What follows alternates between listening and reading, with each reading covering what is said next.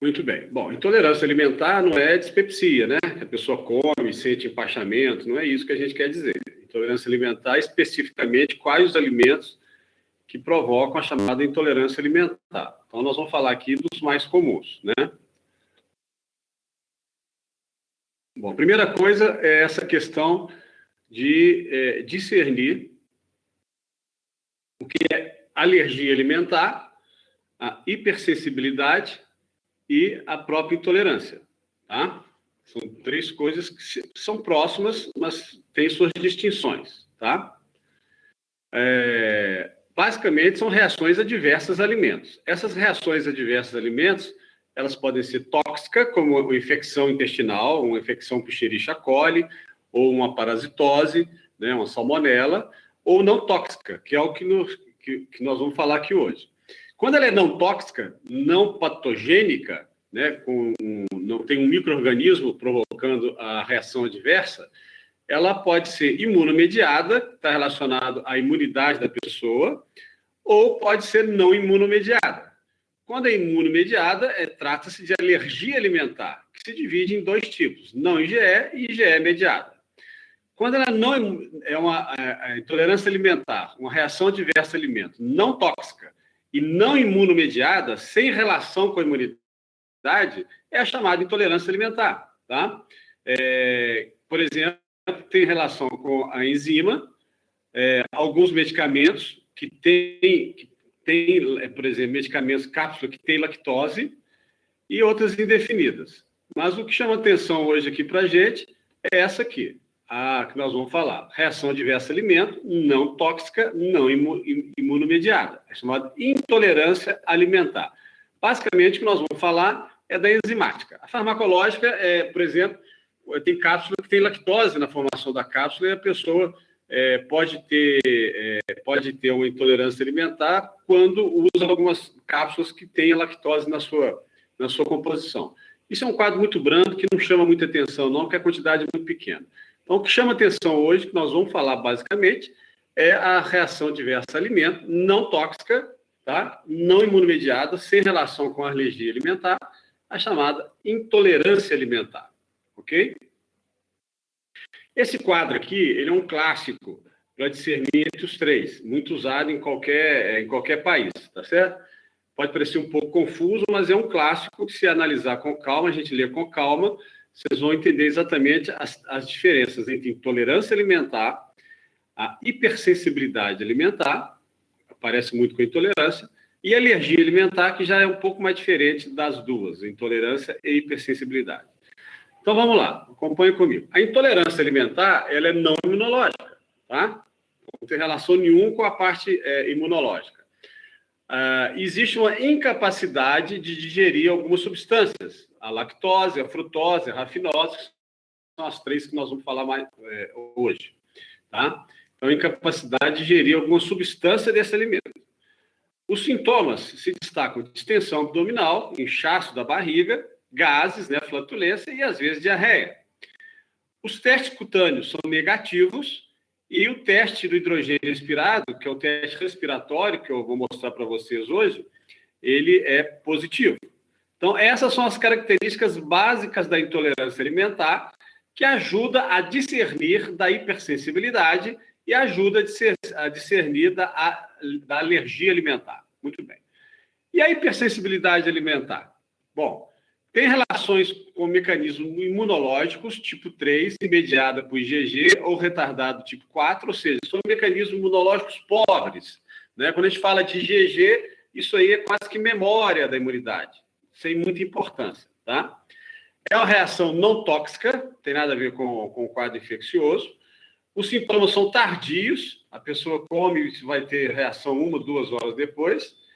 Os testes cutâneos são negativos, não exige alergia alimentar, como da intolerância alimentar. E o teste de hidrogênio respirado também é negativo. Ou seja, não é simples o diagnóstico, não é fácil o diagnóstico de hipersensibilidade alimentar. Então, entre as duas, a hipersensibilidade alimentar é um quadro bem mais brando. Não há nenhum quadro clínico assim, muito característico, muito marcante, tá?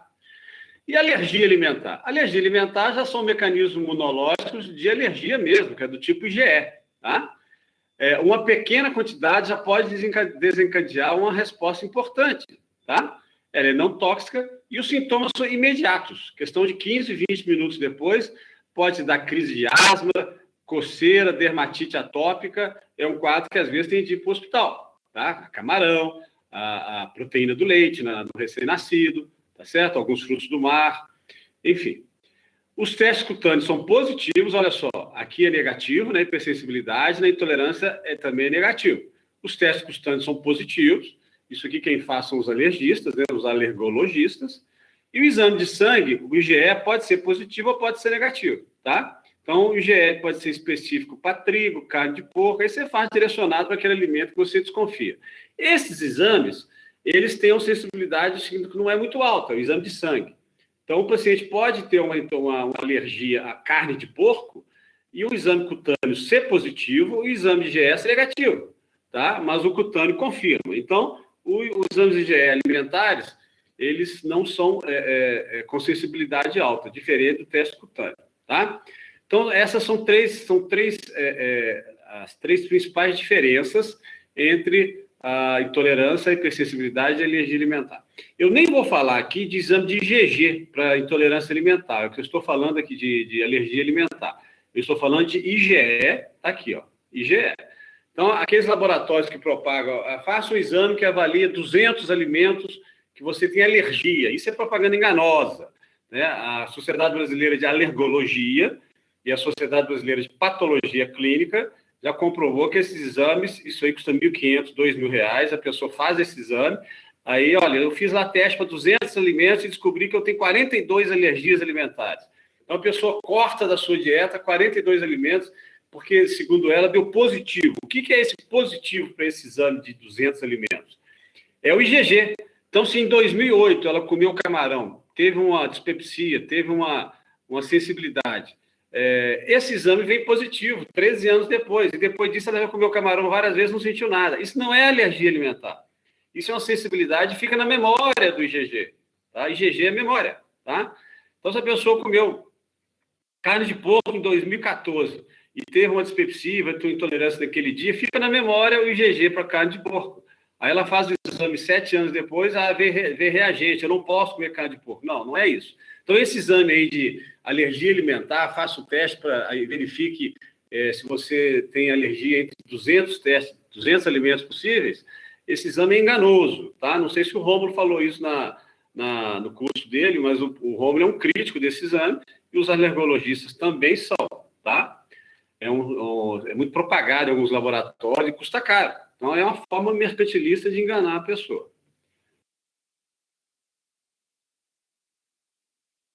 Bom, aqui eu faço essa referência aqui, são dois tipos de carboidratos, os simples e os complexos. Os simples, chamados monossacarídeos, né, uma molécula só, que é a glicose, a frutose e a galactose, são exemplos de carboidratos monossacarídeos. E os complexos, que podem ser oligosacarídeos, tipo a rafinose, a gente vai falar muito dela aqui, que são os que estão nos cereais, basicamente, em algumas verduras, legumes, e os sacarídeos, né? Lactose, a maltose e a sacarose. Então, aqui são exemplos de carboidratos que são os grandes vilões da intolerância alimentar. Então, as principais intolerâncias, tá certo? São essas aqui que a gente vai falar, tá? Açúcares, que é lactose e frutose, são carboidratos. A lactose é complexo, a frutose é simples. Então, esses dois açúcares, né? É considerado um açúcar, né? A lactose e a frutose são carboidratos. É motivo da nossa aula de hoje. Também carboidratos chamados complexos vegetais. É a rafinose, que é um complexo oligosacarídeo. O mais famoso deles é o feijão, tá? O glúten, que é o trigo, principalmente do trigo, né? Tem em outros alimentos também. E os chamados food maps, tá? Que é uma sigla que a gente vai falar também hoje. Então, as principais intolerâncias que a gente vai se concentrar hoje são essas aqui. Lactose, frutose, rafinose, né? Está no leite, está na fruta, está nos cereais, sobretudo feijão, está na farinha de trigo e vários legumes que são os chamados food maps. O quadro clínico ele é muito parecido entre todos eles, tá certo? Eu não estou falando aqui de doença celíaca. Doença celíaca eu vou falar daqui a pouco, já é um quadro clínico bem mais rico, é uma doença sistêmica, tá? Então, a intolerância à lactose, frutose, rafinose, os FODMAPs, é bastante variável esse quadro clínico na intensidade e nos sintomas, tá? Por vezes, somente gases e distensão, o que é o mais comum. O paciente vai consultar, eu tenho barriga inchada, eu tenho problema de gases, eu solto muito ar, eu não consigo soltar ar, minha barriga estufa e eu não consigo eliminar, eu arroto muito, meu estômago está inchado, minha barriga incha, minha barriga ronca. São várias formas que a pessoa expressa gases e distensão, tá? Tem muita flatulência, cada um expressa de um jeito. Basicamente, é relacionado a gases e distensão, tá? Em alguns casos, ele pode ter cólica e até mesmo diarreia, tá? Náuseas e vômitos são mais comuns em crianças e adolescentes, tá? O diagnóstico diferencial. Esse quadro de gases, distensão, isso é muito comum em várias doenças, né? Principalmente em doenças funcionais. Então, o principal diagnóstico diferencial é a síndrome do intestino irritável, tá? Não obstante, é importante enfatizar o seguinte, é comum o paciente ter síndrome do intestino irritável e ter também intolerância alimentar, tá? É comum ter os dois. Inclusive, no tratamento da síndrome do intestino irritável, a gente aconselha afastar alguns alimentos. Na aula de síndrome do intestino irritável e no guia prático tem lá a dieta que é para melhorar os gases intestinais. Tem no guia prático, eu já passei para vocês, e tem na aula de síndrome do intestino irritável.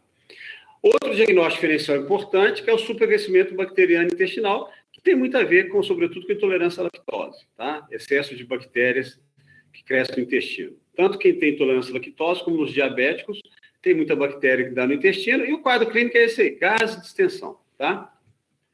Então, são os diagnósticos diferenciais mais importantes.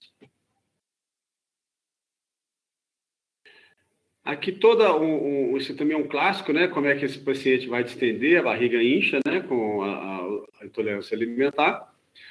Bom, do ponto de vista de fisiopatologia, por que tem intolerância a açúcares? Não é difícil, eu fiz um resumo aqui, não é difícil vocês entenderem.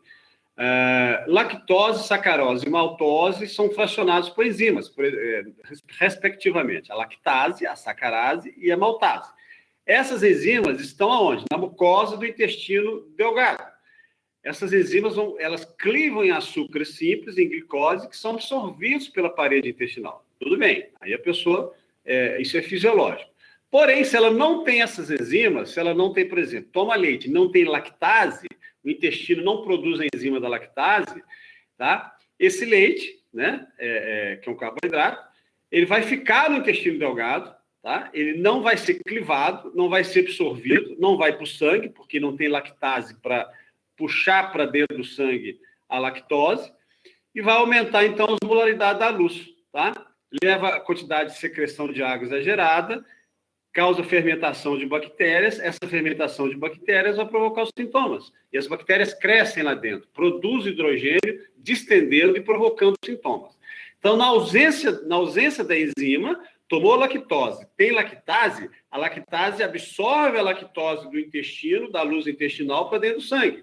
E a lactose dentro do sangue desdobra em glicose, que a lactose dá energia para a pessoa, dá caloria para a pessoa, aumenta a glicemia, essa pessoa, e fora o estado nutricional do leite, tá? Porém, se ela não tem lactase, tá? Essas enzimas não estão clivadas, não vão clivar, não tem enzima para clivar no açúcar, nessa lactose, essa lactose fica dentro do intestino, consequentemente o intestino começa a secretar água, tá? E daí as bactérias começam a fermentar, produzir hidrogênio, e daí fermentando provoca gases, tá? E começa todo o quadro clínico. Então, essa é a fisiopatologia da intolerância a açúcares. E no exame que faz o diagnóstico, vocês vão entender como é que isso aí é importante na ajuda do diagnóstico.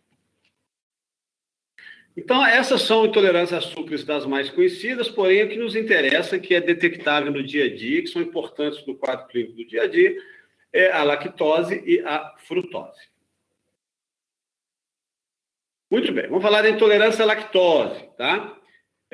Existe a deficiência congênita de lactase, que ela é grave, muito parecida com a alergia à proteína do leite, por sorte ela é muito rara, e quem vai fazer esse tratamento geralmente é o pediatra, não chega no clínico, no gastroenterologista. Existe a deficiência primária em adultos, que acomete 90% dos asiáticos, né, principalmente, e existe a deficiência secundária da lactose. Então, essas duas, deficiência primária e deficiência secundária, que é a do dia a dia do que a gente trata hoje, tá? A deficiência secundária é quando o paciente tem enterovirose, tem giardia de repetição, tem algumas outras doenças concomitantes, como doença celíaca, doença de Crohn. Isso aqui é supercrescimento bacteriano intestinal, essa sigla, tá? Então, secundária é alguma outra situação. Já a primária, não. Ela não tem lactase do nada, tá?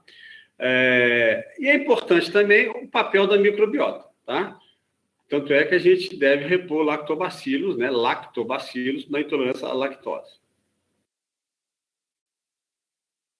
Bom, a gente divide a intolerância à lactose na chamada intolerância à lactose, provavelmente dita, e na má absorção à lactose. Mas qual que é a diferença? A diferença é mínima. Por exemplo, você tem um exame que eu vou mostrar para vocês que dá o diagnóstico.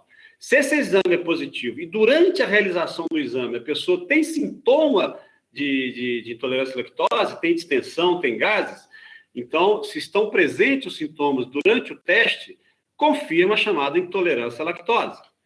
No entanto, se a pessoa, durante a realização do exame, o exame mostra que ele é positivo, que tem problema com a lactose, mas ela não sente nada durante a realização do exame, são ausentes os sintomas, a gente chama de má absorção à lactose. Isso é um filigrana, é uma diferença do ponto de vista acadêmico, não é muito importante. Tudo isso, na verdade, a gente chama de intolerância à lactose. Mas se um dia perguntar para você qual que é a diferença de um de outro, a diferença é exatamente essa aqui. Mas, assim, no dia a dia, a gente chama tudo como intolerância à lactose mesmo, ok? Como é que a gente faz diagnósticos de intolerância alimentar? É através de um aparelho, tá certo? Que vai medir a quantidade de hidrogênio que sai pela respiração. Então, eu vou mostrar para vocês aqui, tá certo? A pessoa ingere o substrato, por exemplo, lactose, estou fazendo o teste da lactose, eu vou dar lactose para a pessoa tomar, tá? Vai engolir, vai chegar lá no intestino, se não tem intolerância à lactose, se tem intolerância à lactose, vai fermentar e vai sair hidrogênio pelo ar. E o aparelho vai captar. Então, vamos lá, vou explicar isso aqui melhor. Esse é o aparelho, tá certo? Então, esse aparelho, chamado gastrolyzer, que a gente faz o exame, tá? Então, isso aqui é descartável, a pessoa vai soprar, e aqui é o aparelho que vai acusar a quantidade de hidrogênio que a pessoa está eliminando naquele momento. Então, está aqui, esse é o teste. Como é que é feito o processo? Muito bem. Primeiro a pessoa chega na clínica, você dá aquele aparelho para a pessoa soprar, tá? Ela chega em jejum.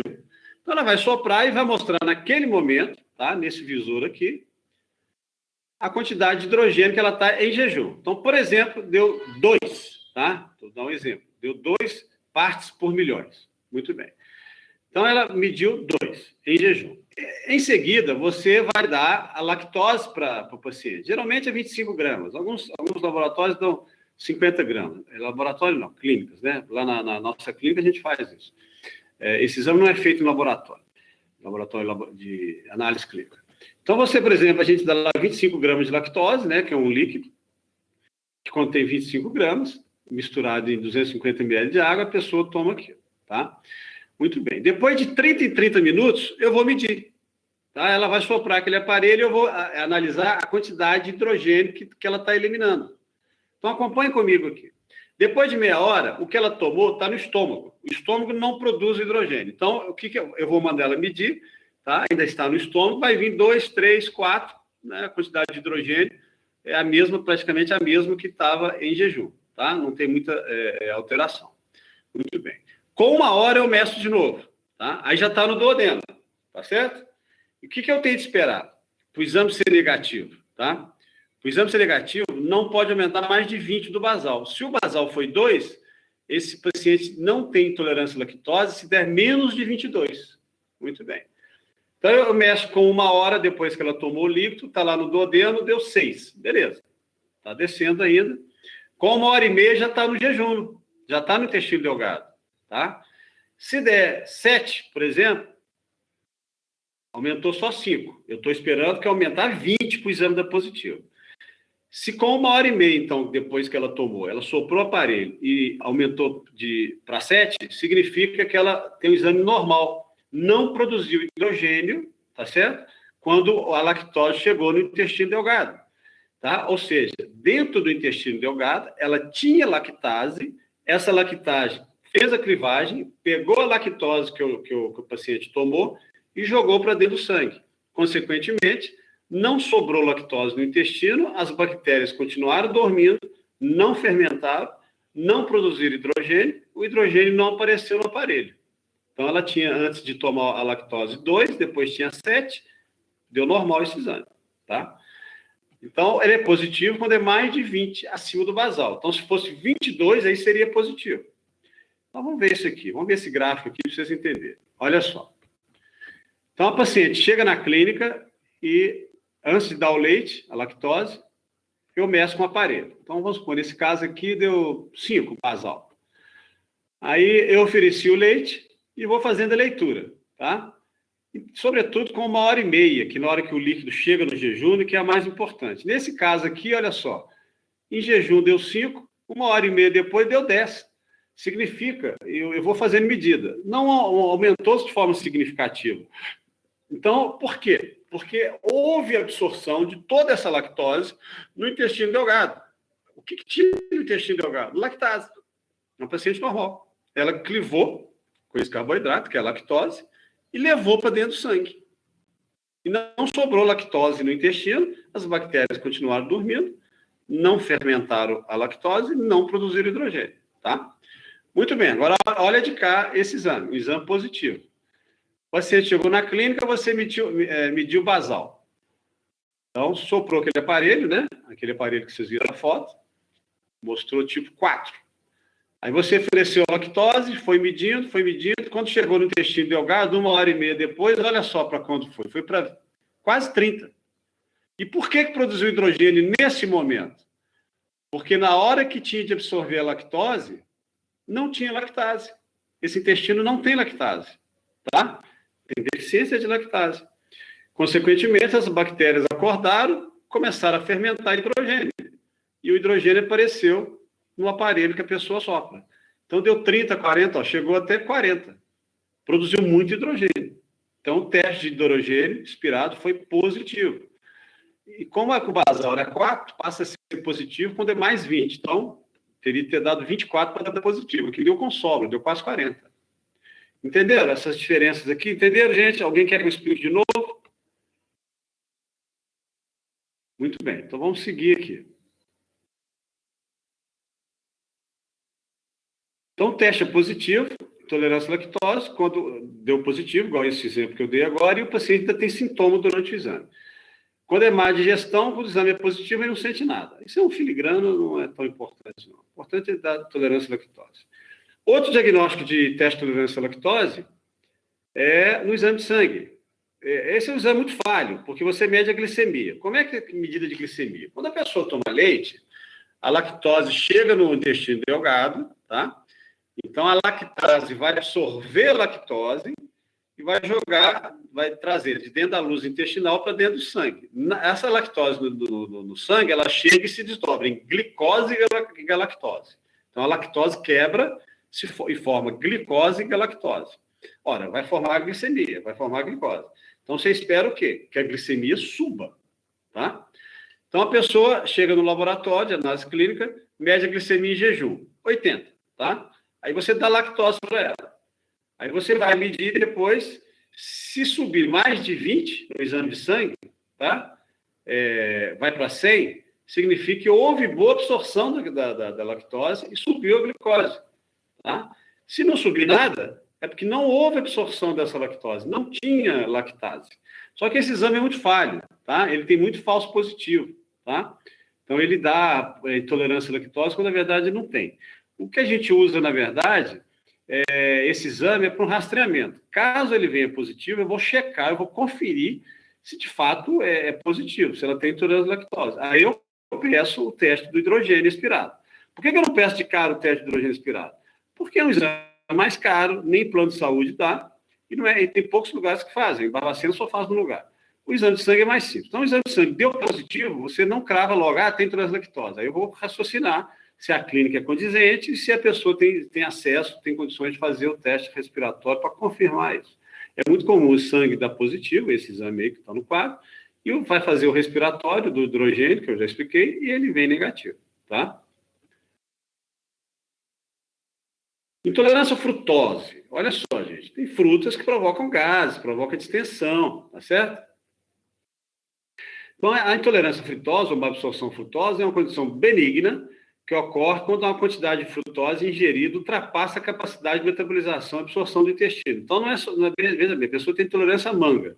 Se ela, um pedacinho de manga, ela não vai sentir nada. Se ela come 2 mangas enormes, ela vai sentir. Então, depende da quantidade que é ingerida, tá certo?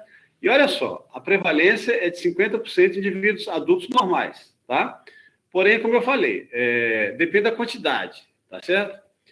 Está presente em frutas e cereais e no mel também a intolerância à frutose. A frutose não absorvida pode levar a sobrecarga osmótica, pode dar diarreia, né? Pode fermentar, provocando flatulência, distensão e náusea, tá? Ela é corresponsável por sintomas tanto na síndrome do intestino irritável como na doença celíaca. Então, ajuda a piorar essas 2 doenças. E olha só, para quem vai fazer pediatria, ou para quem está fazendo aula prática de pediatria. A má absorção de frutose, ela pode associar a baixa concentração de triptofano. O triptofano é o aminoácido precursor da serotonina. Então, pode provocar em crianças e adolescentes depressão. Então, criança deprimida, adolescente deprimido, pode ter a ver com a intolerância à frutose, tá?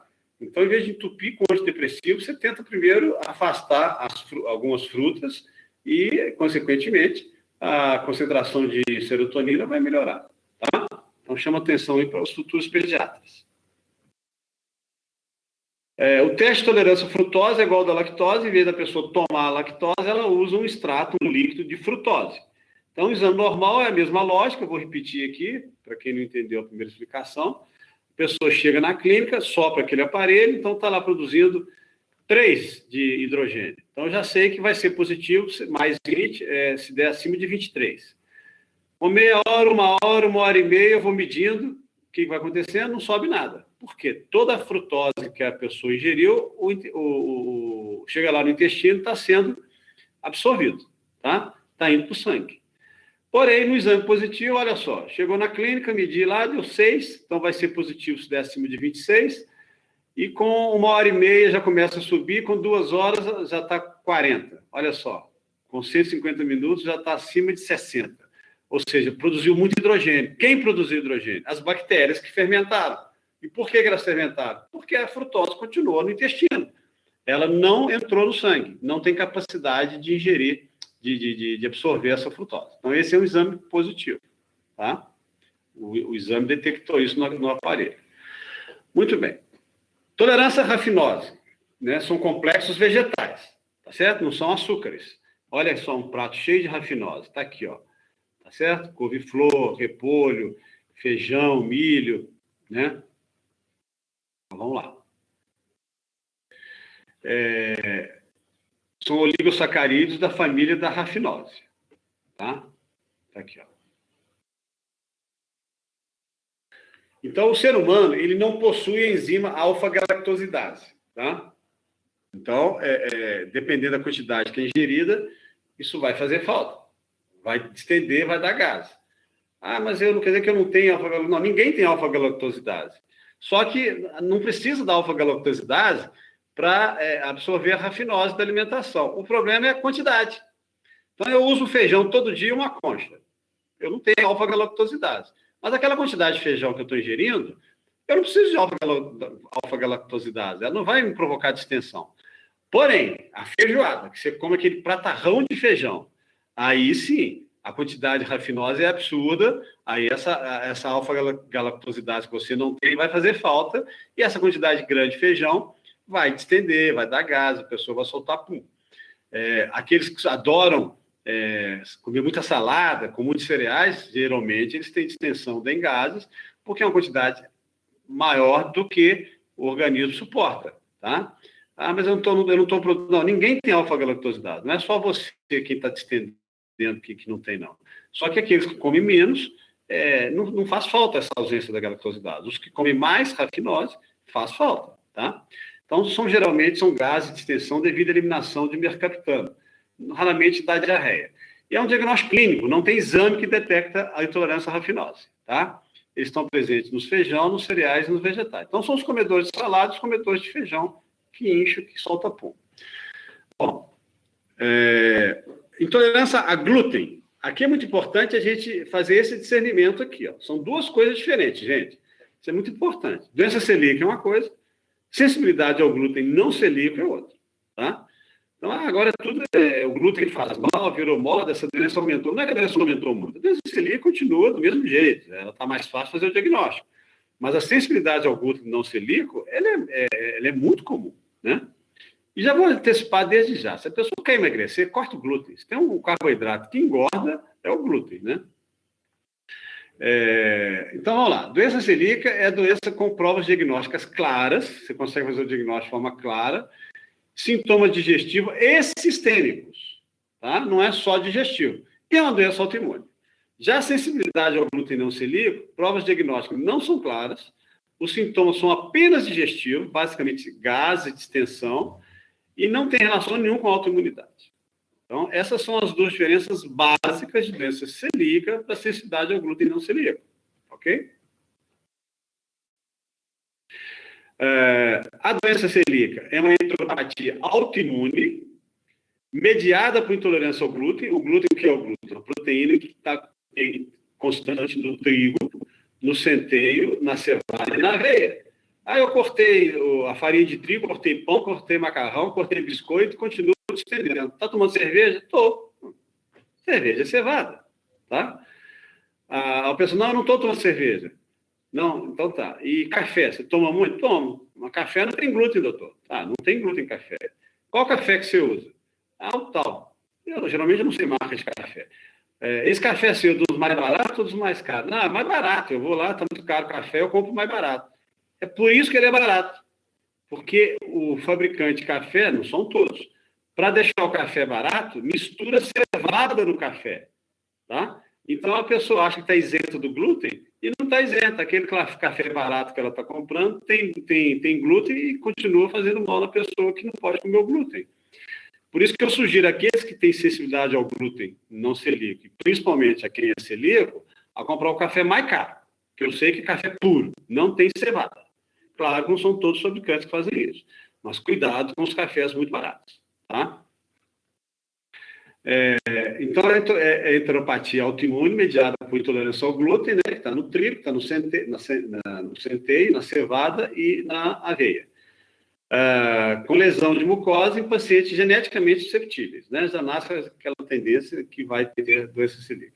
É mais comum na mulher, e olha só, a população mundial, aproximadamente 1,5% tem, no Brasil é considerado que 0,5% da população tem, de cada 200 pessoas, uma tem. O sintoma digestivo, flatulência, então olha só, na Faculdade de Medicina de Barbacena deve ter, no mínimo, umas 3 pessoas com doença celíaca, que às vezes não sabe que tem. Sintomas digestivos, flatulência, distensão e às vezes diarreia crônica. Não é sempre, mas pode dar. Cólica, perda de peso, tá? Estou falando aqui da doença celíaca, que pode perder peso. Sintomas não digestivos, ó, anemia ferropriva, fica pesquisando o que tem anemia, esqueceu de pesquisar a doença celíaca.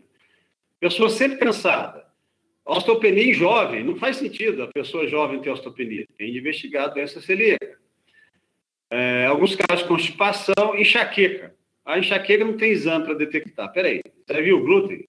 Então vamos investigar. Transaminases elevadas, ast-alt elevadas. Não acha causa nenhuma, não tem doença nenhuma do fígado, não é virótica, não é doença autoimune do fígado, não é doença biliar, nada. Investigou a doença celíaca? Não, então tem que investigar.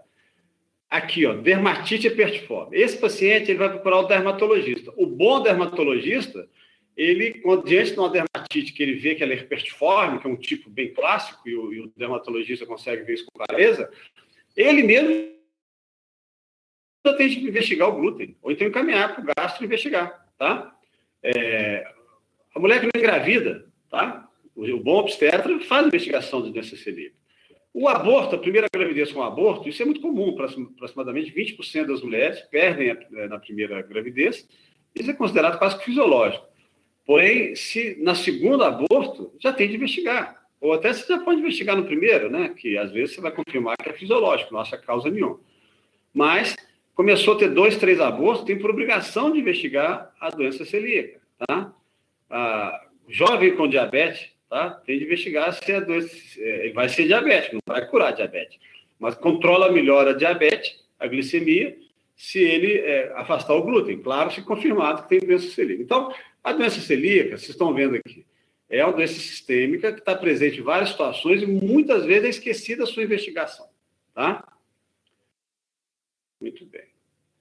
Então, alguns de vocês que estão lendo tem isso aqui, não custa nada fazer a investigação que eu vou falar para vocês daqui a pouco. Então, diagnóstico. Quais são as alternativas? Exame de sangue. São esses exames aqui. Antitransglutaminase IgA, antidomise IgA e antigliadina IgA, tá? O IgG, o que é o IgG? O IgG, ele é reagente quando tem sensibilidade ao glúten não celíaco. Como eu falei, IgG é memória. Então, às vezes, se vem antigliadina e IgG, mostra que tem, um dia eu comi glúten e passei mal. Isso é sensibilidade ao glúten não celíaco. Ele é não celíaco, porque para ser celíaco é uma combinação de fatores, tá? Então, um desses 3 IgA tem de estar reagente para ser celíaco, tá? Outra situação que confirma o diagnóstico. Endoscopia com biópsia do duodeno. Então, eu faço a endoscopia, faço a biópsia do duodeno, tá? E mando o patologista, tá? Que pode vir normal, não tem risco nenhum, ele dá o laudo lá, não tem nada, ou pode estar alterado. O que o patologista pode me mostrar na biópsia do duodeno? Pode mostrar linfocitose intraepitelial ou mesmo atrofia da mucosa, que é o grau mais severo. Então, foi criado, os patologistas criaram a classificação de Marsh, tá? 4 é o grau mais severo da doença celíaca, tá? O 1 já confirma e o 0 não tem nada, tá? Muito bem. Mas você tem uma situação seguinte, e tem o exame genético também, que é o HLA-DQ2 e DQ8. Porém, como é que eu faço para manejar isso aqui? Qual a conclusão que tem? Eu vou chegar, eu tenho doença celíaca, eu tenho sensibilidade ao glúten não celíaco, eu tenho alergia a trigo. Então, são situações diferentes, tá? Quando eu tenho exame de sangue positivo, algum desses GA positivo e biópsia positivo, o Marsh com alteração, confirmei o diagnóstico, tá? É celíaco. Então, algum dos IgA positivo com biópsia alterada. Pronto, cerrou o assunto, é celíaco. Mas a grande questão é quando você se depara com um paciente que tem exame de sangue negativo e biópsia positivo. Sou celíaco ou sou sensível ao glúten não celíaco? Né? Ou, ao contrário, o exame de sangue é positivo, você faz a biópsia e dá 0. Não tem nada. Então, sou celíaco ou tenho sensibilidade ao glúten não celíaco? Aí, nesse caso, quando você tem sangue positivo, biópsia negativo, ou sangue negativo, biópsia positivo, que eu fico na dúvida se é celíaco ou sensibilidade ao glúten não celíaco, é aí que tem a validade de pedir o exame genético, que é um exame de sangue que vai investigar isso aqui. Isso aqui, na verdade, é um exame caro, não é barato, e que só serve para desempatar, para você tirar essa dúvida, se ele é celíaco mesmo ou se é sensibilidade ao glúten não celíaco. Quando o sangue é positivo e biópsia é positivo, nem precisa fazer o teste genético, ele é celíaco, tá? Aí você faz o exame genético, vem negativo, qual a conclusão? Sensibilidade ao glúten não celíaco. Ele não é celíaco, ele é não celíaco, tá? Se vem tudo negativo, não tem nada. Ok? Agora vamos para uma tabela aqui, que é um clássico. Isso aqui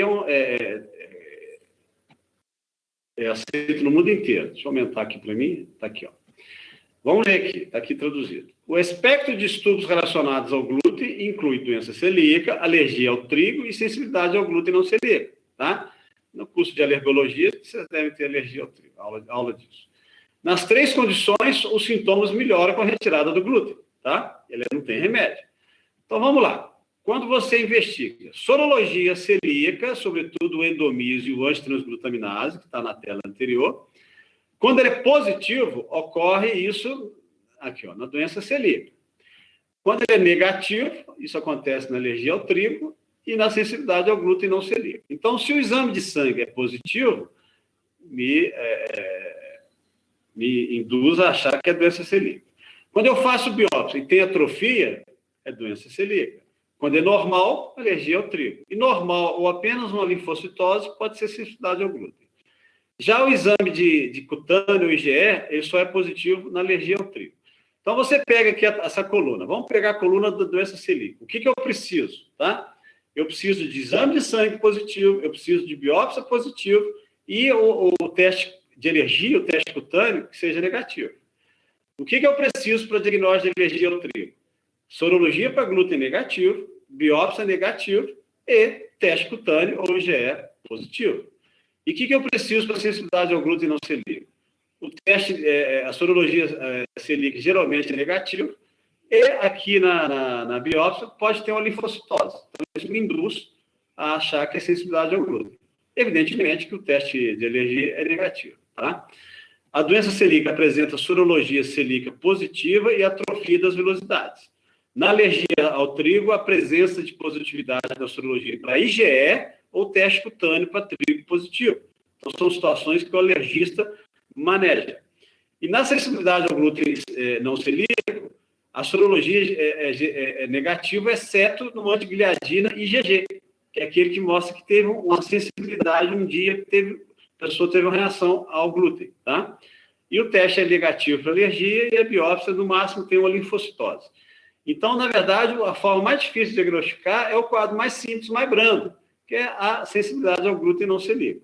Tá? Lembrando que a sensibilidade ao glúten não celíaco, os sintomas são apenas digestivos. Tá? E o principal diagnóstico diferencial também é com o intestino irritável. E é comum ter os dois juntos. A pessoa corta o glúten e melhora o intestino irritável. Ele tem sensibilidade ao glúten não celíaco. Tá?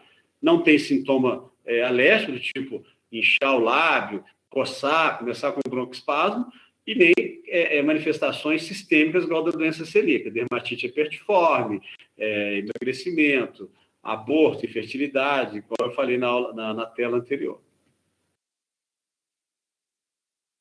Bom, aqui está as fotos de uma biópsia de duodeno, né? Da doença celíaca. Então, a redução do pregueamento, compara essas duas imagens. Aqui está menos pregueada, vocês estão vendo só duas pregas. Aqui eu estou vendo uma, duas, três, estou vendo mais prega. Então, aqui já tem uma atrofia, tem menos prega. E, às vezes, esse duodeno vai ficando quase careca, sem prega nenhuma. Outra situação, pregas fatiadas, olha aqui. Está vendo? Ó? Vai fatiando aqui, ó. Aqui está mais claro, ó. Vai fatiando.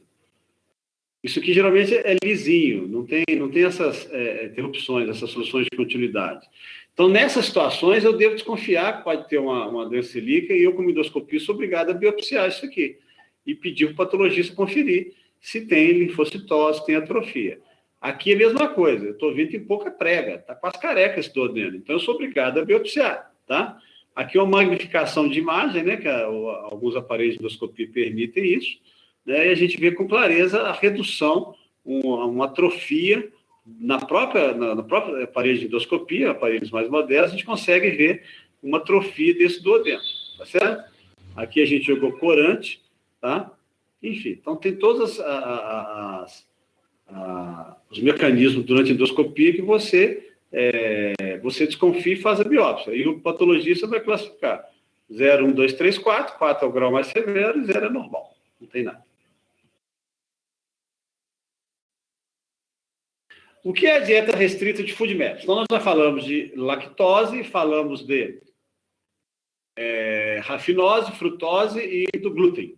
E essa aqui, então, é a última intolerância à lactose, muito comum. Os FoodMaps são chamados frutoligosacarídeos, né? Os australianos identificaram isso e classificaram os FoodMaps, né? Nesses grupos aqui, tá certo? Nesse aqui tem trigo, centeio, cebola, aqui feijão, aqui são vários os grupos. E descobriu que tudo isso aqui produz esse monte de gases que distende da flatulência da diarreia. Olha, mas isso aqui ficou muito polêmico, porque é a alimentação de todo mundo. Tudo que você come está aí. Como é que faz? Como é que faz, então? Nós vamos deixar a pessoa com fome só comendo carne, né? Que o resto tudo está incluído. Então, aqui estão os tipos de FoodMaps em que alimentos podemos encontrar. Então, os tipos de FoodMaps, né? Exemplo aqui, ó, frutose, lactose, fructans, GOS. E onde encontrar? Em tudo, né? Então, isso aqui, os australianos lançaram isso, de fato, os nutricionistas seguem muito isso, os nutrólogos também. Nutricionista é uma profissão, curso de nutrição, né, um curso superior, e nutrologia é uma especialidade da medicina, tá? Então, a pessoa pode formar medicina, eu quero ter a especialidade médica, são quase 60 especialidades médicas reconhecidas pelo Conselho Federal de Medicina, uma delas é a nutrologia, tá? A nutrologia vai tratar da nutrição, como até quem faz nutrição integral, nutrição parenteral em hospital, são os nutrólogos, médicos nutrólogos. E nutricionistas também, que não são médicos. Então, tanto os médicos nutrólogos como os nutricionistas, eles são rigorosos em melhorar os gases dos pacientes, cortando os FODMAPs. O grande problema é a adesão à dieta. O que é adesão à dieta? É você seguir a dieta, tá? Então, você dá essa lista toda aqui, você vai afastar isso aqui para melhorar seus gases. Uma semana faz. 2 semanas, cai pela metade. 3 semanas, faz um pouquinho. Com 4 semanas, não faz mais, tá? Muito bem. Então, os europeus pegaram isso e resolveram. Peraí, vamos ver aqui alimentos que têm alto teor de FODMAP e tem baixo teor de FODMAP. Vamos selecionar isso aqui, fazer uma seleção. Então, essa coluna aqui são os que têm alto teor de FODMAP, tá? Então, isso aqui é o que a gente pede para o paciente. Ó, tenha atenção para isso, que isso dá gases, tá certo? E é aquela dieta que está no guia terapêutico, dieta para reduzir gases intestinais, né? Muita coisa que está lá é isso aqui, que tem FODMAP, tá? Então, são esses aqui. Os de cá tem também, mas incha menos. Então, para o paciente aderir, você passa uma dieta mais restrita, que são os mais importantes. É igual a pessoa que precisa emagrecer e não segue no dieta, não vai no nutricionista, não tem paciência. Isso é muito comum, né? Então, eu costumo dizer o seguinte, olha, você quer emagrecer? Você tem 4 inimigos. Todos inimigos brancos. Por que você fala branco? Porque eles são brancos. Quais são eles? O arroz, o açúcar, o macarrão e o pão. São esses 4 inimigos da obesidade, tá? O que é branco? A farinha branca, que é o pão e o macarrão. O arroz é branco e o açúcar é branco. Então, é para a pessoa guardar. Eu faço isso para eu ser didático com a pessoa. Toda vez que você comer arroz, comer açúcar, que é o doce, ou o próprio açúcar puro, comer um pão, comer um macarrão, ele é seu inimigo, tá? Vai te engordar. O que eu estou querendo dizer? Carboidrato.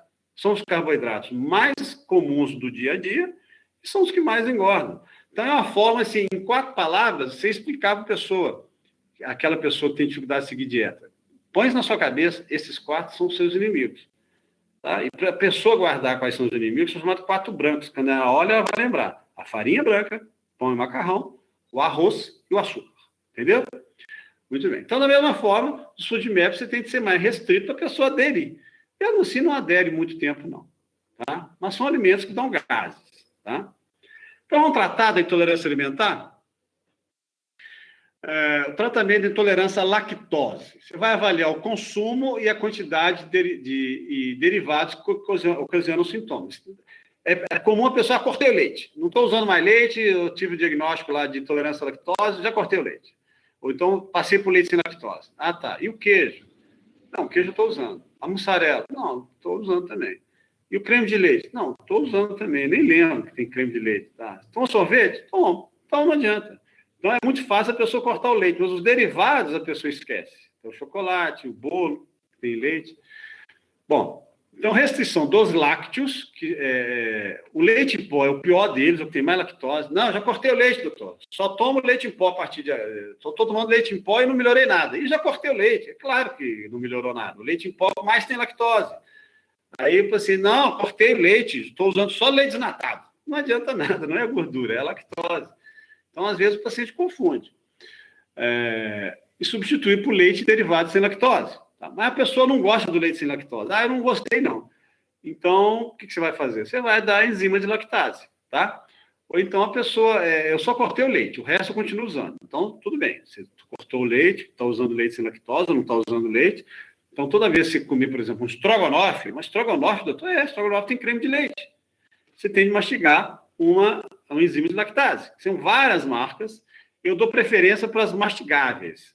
Tá? O pozinho, ou aquele que é dispersível, comprimido dispersível, ou pó, dá mais trabalho. O comprimido mastigável, a mulher leva na bolsa, o homem leva dentro do bolso e mastiga. Está na rua, comer uma pizza, Tomou um sorvete, mastiga aquele comprimido, tá? A resposta é satisfatória após 2 semanas do uso da lactase. Os probióticos, né, que tem lactobacilos, isso melhora a absorção da lactose, tá? A microbiota fica em dia. E se ele tiver superaquecimento bacteriano intestinal, que é a principal causa de intolerância à lactose secundária, você vai tratar com antibiótico. Essa doença, o exame que detecta essa doença é o mesmo da intolerância à lactose. É o aparelhinho que sopra para ver a quantidade de hidrogênio. Só dá um antibiótico. Bom, como é que trata a frutose? Não tem enzima. Eu não tenho remédio para tratar a frutose. Tá? E o pior, quando eu detecto, dou o diagnóstico de intolerância à frutose, eu sei que ela tem intolerância a alguma fruta. Mas o exame não vai dizer que fruta que é. Tá?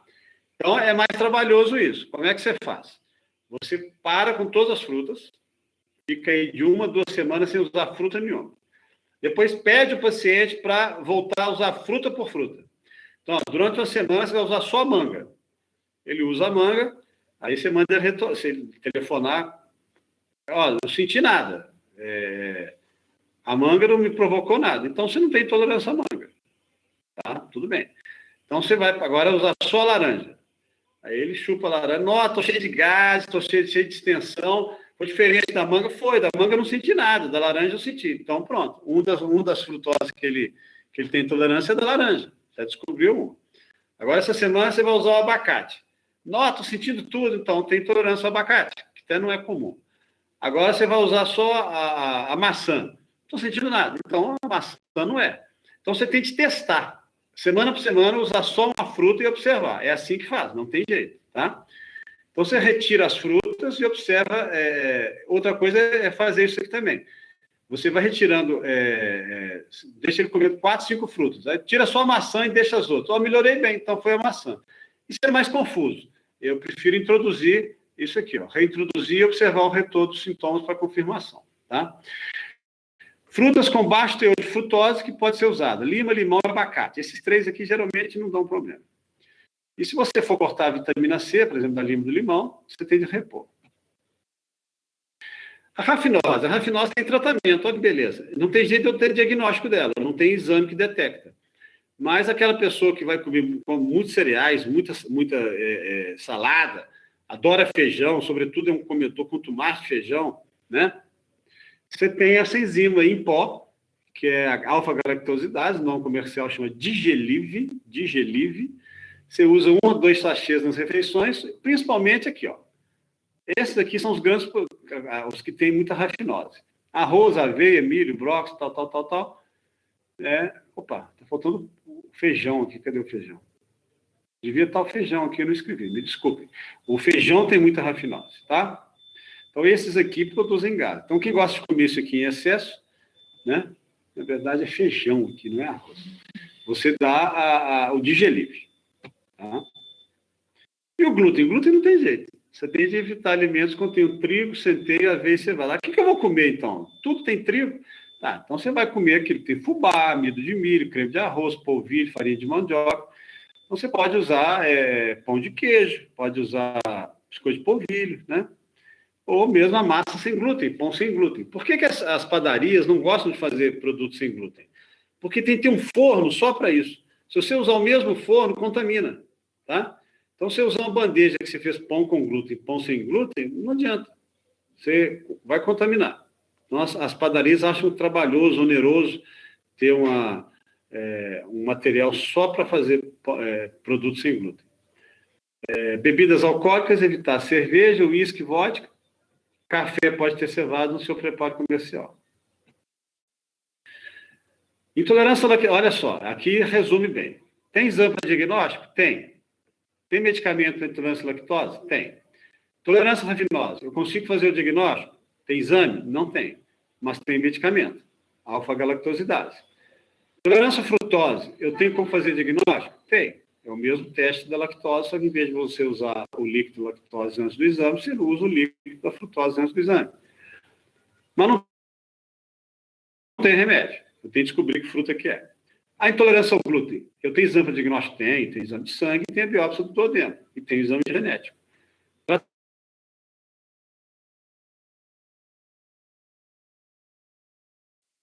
O pulo do gato. para vocês não esquecerem. Excluídas as possibilidades de patologias orgânicas, e antes de rotular como patologia funcional, você deve sempre considerar como sendo a intolerância alimentar. Então, esse é o pulo do gato para você imaginar que o paciente tem intolerância alimentar. E fazer o discernimento correto, entre o que é alergia alimentar, o que é intolerância alimentar e a hipersensibilidade. E usar os diagnósticos, do diagnóstico complementado, dos exames que temos. Tá? Então, está aqui os alimentos, ok? Perguntas? Para terminar a aula, 55 minutos.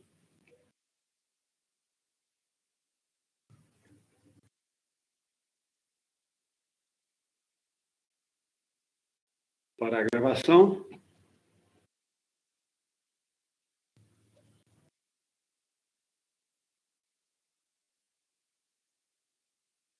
Ok, gente? Tudo bem? Podemos encerrar?